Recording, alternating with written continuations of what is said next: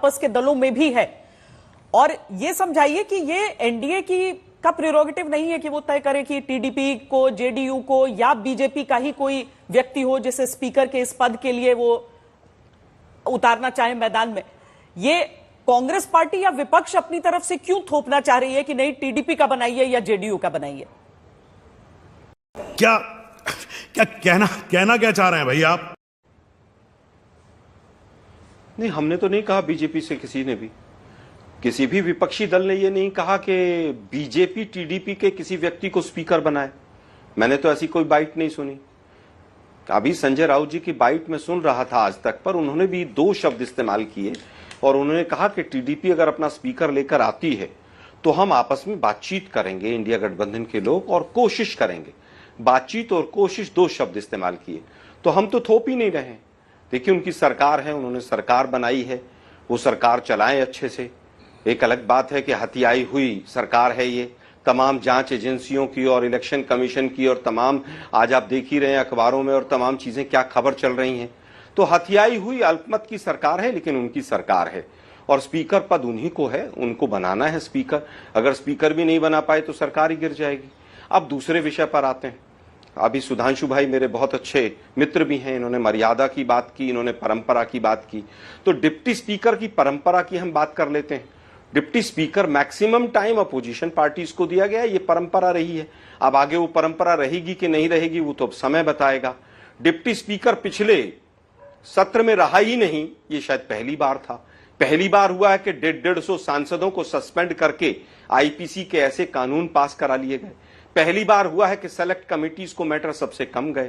पहली बार हुआ है कि जेपीसी के माध्यम से कोई किसी तरह की कोई बात ही नहीं करता है। पहली बार हुआ है कि आप देखिए 3 कृषि के काले कानून हो, नोटबंदी हो, बड़े बड़े फैसले बिना किसी से सलाह किए संसद में पास किए करा लिए गए हों। खैर, वो गुजरात मॉडल है और वो पूरा देश देख रहा है। अब बात आप दिखाएंगे, आप ये करेंगे, आप वो करेंगे, ये करेंगे, वो करेंगे। है कि वाजपेयी जी का समय रहा हो, कौन सी परंपराएं रही हैं डिप्टी स्पीकर पर, और हमारे समय में कौन सी परंपराएं रही हैं। मैक्सिमम टाइम में देख रहा था कि अपोजिशन के लोगों को डिप्टी स्पीकर का पद मिला, और ये 1960 के दशक से मैंने देखा, तो कहीं ना कहीं ऐसा रहा। तो क्या परंपराएं और मर्यादाएं आगे चलेंगी? क्या परंपरा में और मर्यादा में यह भी है कि एक अकेला सब पर भारी? किसी देश के प्रधानमंत्री ने छाती पीट कर कहा हो कि एक अकेला सब पर भारी और संसद मेरे ठेंगे पर। संसद में क्या क्या हुआ, आपने संविधान बदलने की और तमाम चीजें सामने आई, और उसके बाद आपने संविधान को माथे पर लगाया, क्योंकि जनता ने जनादेश ऐसा दिया कि आपको समझ आ गई कि संविधान ही सर्वोपरि है। तो परंपरा और मर्यादा की बात संसद के मामले में कम से कम बीजेपी सरकार ना करे। अब मुद्दे आते हैं कि कौन कौन से मुद्दे ऐसे हैं कि आने वाले समय में अपोजिशन भी चर्चा करना चाहेगा, और हम चाहते हैं कि देश की जनता भी उस पर चाहती है कि कोई चीज वहां पर वक्तव्य हो। सबसे बड़ा मुद्दा इस समय पर अग्निवीर का है। दूसरा मुद्दा नीट के एग्जाम का है। नीट के एग्जाम में 25 लाख बच्चों का भविष्य अधर में लटका हुआ है। सुप्रीम कोर्ट में तमाम पीआईएल पेंडिंग पड़ी हुई हैं, और आज शिक्षा मंत्री ने देर सवेर आके कहा है कि उसमें काफी अनियमितताएं हुई हैं। पेपर लीक होकर 25-25 लाख बच्चों का भविष्य अधर में लटका हुआ है। क्या शिक्षा मंत्री आकर संसद में उसके ऊपर बयान देंगे? आज ही जितना बड़ा ट्रेन एक्सीडेंट हुआ है, क्या ट्रेन के जो मंत्री हैं, रेल मंत्री हमारे, क्या वो रेलवे मिनिस्टर रिजाइन करेंगे? कोई मौलिक जिम्मेवारी, कोई नैतिक जिम्मेवारी लेंगे? किसी मर्यादा या किसी परंपरा का निर्वहन वो भी करेंगे? मुझे नहीं लगता है कि वो कर पाएंगे, क्योंकि ऊपर से आदेश जब तक नहीं मिलेगा तब तक नहीं होगा। हमारे यहाँ ऐसा ही होता है। तो white paper on train accidents, EVM, election commission की भूमिका, जेपीसी एग्जिट पोल के ऊपर, जो एग्जिट पोल निकालकर तमाम जो नेक्सस था मीडिया, एग्जिट पोल की कंपनियां और बीजेपी का, उसके ऊपर भी जेपीसी की मांग भी हो सकती है, क्योंकि ये हमारे एजेंडे में है। अग्निवीर की समाप्ति हमारे एजेंडे में है। मुझे लगता है कि अब इतिहास में नहीं जाना चाहिए, भविष्य में क्या हो रहा है और वर्तमान में देश में क्या घटित हो रहा है उस पर चर्चा होनी चाहिए। और आने वाले दिनों में इन सब मुद्दों को लेकर विपक्ष, मुझे लगता है कि कहीं ना कहीं संसद में ये तमाम मुद्दे उठाएगा। ठीक है, वाओ, ब्यूटीफुल। लंबा दौर ये भी चला है आलोक जी कि एक तरफ हम संसद में ऐसी तस्वीरें देखते हैं जहां पर हंगामा, हल्ला हो रहा है, कोई चर्चा नहीं, वरना तो जो पार्लियामेंट्री डिबेट्स होते हैं उनकी मिसाल दी जाती है, उनमें से शब्द और वाक्य कोट किए जाते हैं अलग अलग जगह, लेकिन हमने पिछले कुछ समय में देखा है जिसमें आरोप दोनों तरफ से लगते हैं। मैं इस बात को बोलती हूं कि दोनों तरफ से आरोप लगते हैं, क्योंकि विपक्ष ये कहता है कि हमें चर्चा नहीं करने दिया जाता है, और सरकार की तरफ से यह कहा गया कि चर्चा नहीं, हंगामा हो रहा था और इसीलिए कार्रवाई जरूरी थी। जिन मुद्दों को उठाने की बात आप कर रहे हैं, क्या उन पर हम देखेंगे एक स्वस्थ संसदीय डिबेट जो वहां पर चलेगी, जिससे लोगों का सरोकार है?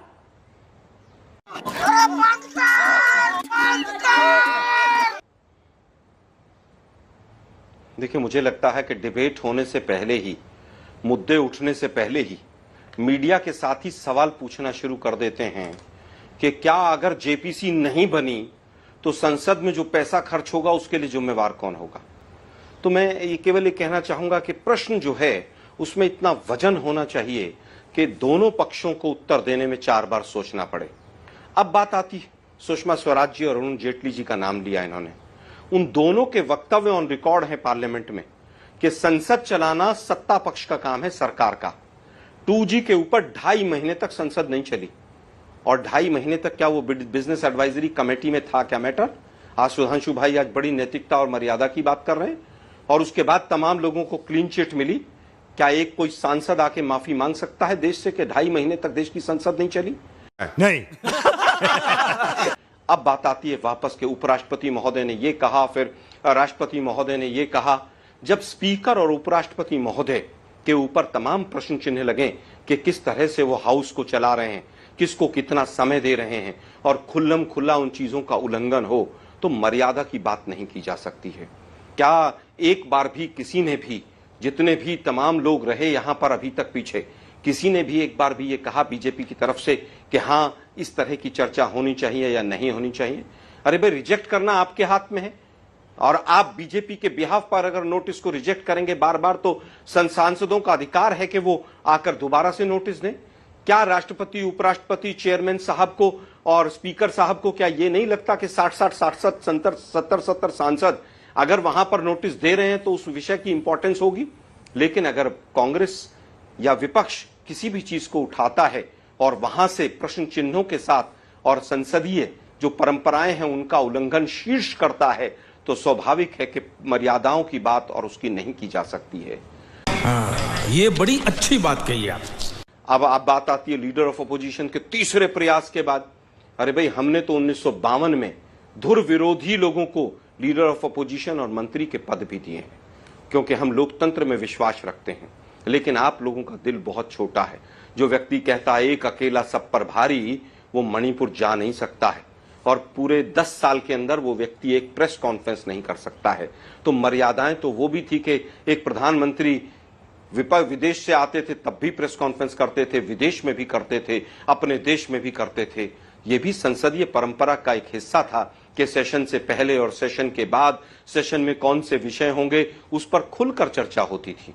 आप कुछ भी बोलो, ये नहीं सुनने वाला। जिस तरह से आज ये हथियाई हुई सरकार है, हथियाई हुई सरकार कह रहा हूं मैं, कहीं एग्जिट पोल, कहीं मीडिया, कहीं इलेक्शन कमीशन, कहीं जांच एजेंसियां, कहीं पर प्रशासन, कहीं डीएम, कहीं बनारस में नॉमिनेशन रिजेक्शन, चारों तरफ से हथिया कर ये सरकार बनाई गई है।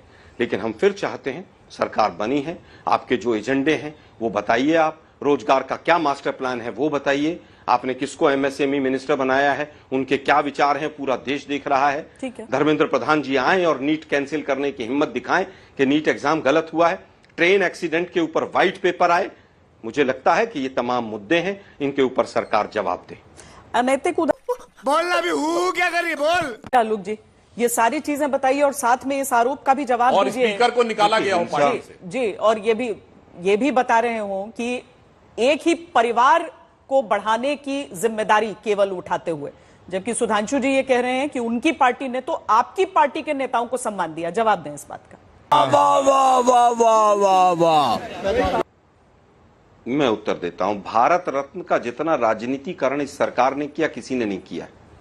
अभी चरण सिंह जी को भारत रत्न दिया क्योंकि 2 महीने 3 महीने चुनाव के लोकसभा के रह गए थे। 10 साल से पकौड़े तल रहे थे लोग। 10 साल से चरण सिंह जी का योगदान याद नहीं आया।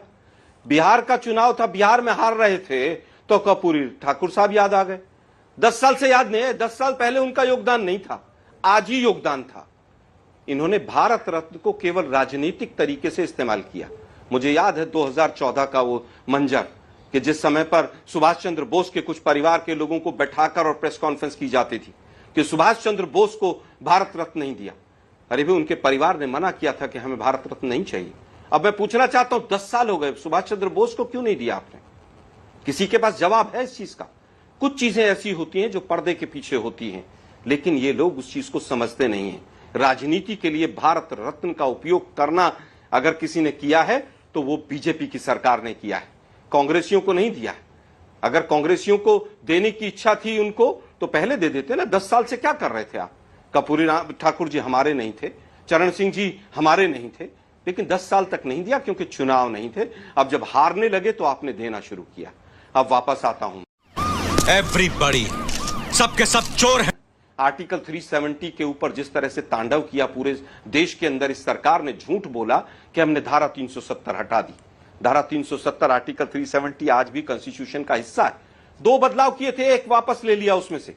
35A का जो बदलाव किया था, जिसकी बात सुधांशु जी अभी कर रहे थे, उसमें 15 साल का क्लॉज डाल दीजिए कि 15 साल का डोमिसाइल होगा तब आप प्रॉपर्टी वहां पर खरीद सकते हैं। इस तरह के 36 बदलाव हुए हैं, लेकिन इस तरह से वोट के लिए राजनीति आर्टिकल 370 को यूज करके किसी ने नहीं की। और यही कारण है कि 2014 के बाद से चुनाव नहीं करवा पा रहे हैं। यही कारण है कि 24 में चुनाव लड़ने से भी कश्मीर वैली से भाग गए। तो उसका सच तो सामने आ गया।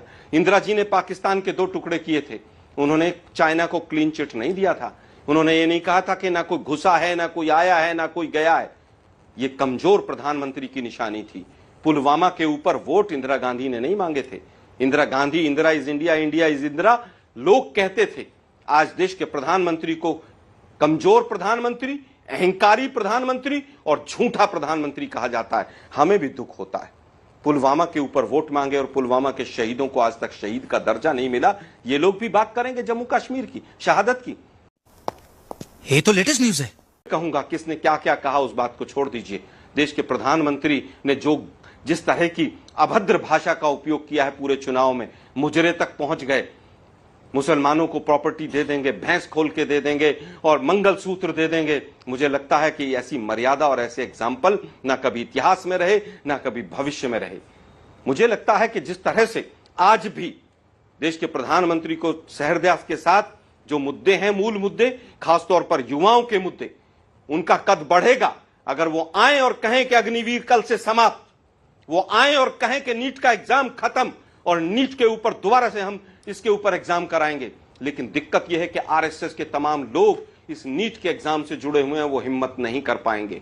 अब तो वैसे आरएसएस भी इनके खिलाफ मुखर होकर बोल रही है। देखिए कौन है, एनटीए का चेयरमैन कौन है, सीबीएसई की चेयरमैन कौन रही। एक लेडी कोई आईएएस कैडर, गुजरात कैडर की तो नहीं रही थी, पहले सीबीएसई एग्जाम लेता था ये। क्या तमाम जांच एजेंसियां जांच करेंगी? क्या ईडी एक बार भी नीट एग्जाम के लिए कहीं पर जाकर कहीं एक जगह छापेमारी करेगी? 40-50 लोग तो सुना बिहार में अरेस्ट हुए पड़े हैं, वो कह रहे हैं 30-30, 32-32 लाख रुपए में हमने पेपर खरीदा है। यूपीएससी का चेयरमैन कौन बना है? एसएससी का चेयरमैन कौन बना है? क्या उसके तार भारतीय जनता पार्टी, आरएसएस या गुजरात से तो नहीं जुड़े हुए हैं? पिछले 10 साल का पूरा खाका आप निकाल कर देख लीजिए। देश के प्रधानमंत्री हैं आप, हिम्मत कीजिए। आप तो कहते हैं मैं 56 इंच का हूं, वैसे है नहीं आप, सीना आपका। आप आइए और कहिए नीट का एग्जाम कैंसिल और अग्निवीर योजना समाप्त। मैं कहूंगा कि युवा आपकी जय जयकार करेगा, लेकिन आप कर नहीं पाएंगे क्योंकि आप केवल तुलना कर सकते हैं कपड़ों में पंडित नेहरू से और इंदिरा गांधी से। आपके जितने भी क्रियाकलाप हैं वो हिंदू मुस्लिम वाले हैं। सुधांशु भाई भी आखिर में हिंदू मुसलमान ले ही आए इस डिबेट के अंदर। मैं फिर कहूंगा कि देश के प्रधानमंत्री अगर ये कहते हो कि मैं दंगाइयों को कपड़े से पहचान लेता हूं, और जो देश का प्रधानमंत्री ये कहता हो कि अडानी और अंबानी टेम्पू भर भर के नोट कांग्रेस को या अपोजिशन पार्टीज को दे रहे हैं, उस व्यक्ति को नैतिक अधिकार नहीं है उस पद पर बैठे रहने का। ऐसे ही चलता रहा तो इस देश को विश्व गुरु से गुरु घंटाल बनने में ज्यादा टाइम नहीं लगेगा। देखिए आलोक जी, बाकी चीजें आपकी एक तरफ हैं, लेकिन भारत रत्न पर राजनीति वाली बात थोड़ी सी, खुद को किसने किसने दिया है भारत रत्न वो भी देश ने देखा ही है, लेकिन देश ने मीडिया के साथियों को तो कुछ भी नहीं लगेगा। कम से कम आपने एक चीज पे तो आके रुके आप। अभी तक तो नोटबंदी को भी आप लोग बहुत अच्छा काम बताते थे। पूरे हिंदुस्तान के मीडिया ने इस अनैतिक सरकार के अनैतिक कर्तव्यों का, कर्मों का पूरा सपोर्ट किया है और आज भी कर रहे हैं आप। तुम चुल्लू भर पानी में जाके डूब के